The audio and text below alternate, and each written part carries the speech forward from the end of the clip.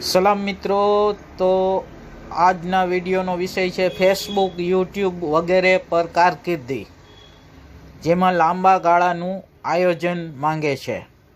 એ વિષય છે. લાંબા ગાળાનું આયોજન એટલા માટે છે કે જે અત્યારના જે ટ્રેન્ડ ચાલ્યો છે યુટ્યુબ, ફેસબુકનો, એ આગળના 10 વર્ષ પછી નહીં હોય. કેમ કે આગલા 10 વર્ષ પછી ફેસબુક કે યુટ્યુબ છે એ આખું નવું માધ્યમ બની જશે. હાલમાં તો તમે સોશિયલ મીડિયા ઉપર જોઈ રહ્યા છો કે એમાં ખૂબ જ નકામી સામગ્રીઓનું પણ પ્રદર્શન થાય છે.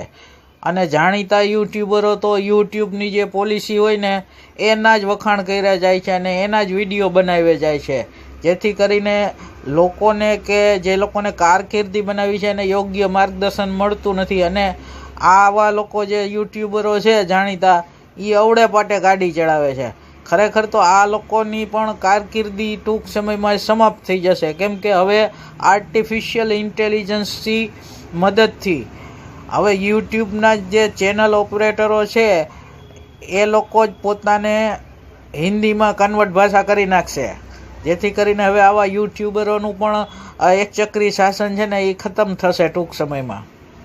યુટ્યુબ કંપનીએ તો પોતાના કર્મચારીઓના જે ઇંગ્લિશમાં વિડીયો હોય એનું એઆઈની મદદથી હિન્દીમાં પણ ટ્રાન્સલેશન કરી અને પ્રસારિત કર્યાનું પણ જોવા મળે છે. આપણે મૂળ વાતે આવીએ કે ભાઈ આ ફેસબુક ને યુટ્યુબ ઉપર જો જેમને કારકિર્દી બનાવી હોય તો એમને લાંબા ગાળાનું કેવી રીતે આયોજન કરવું પડે.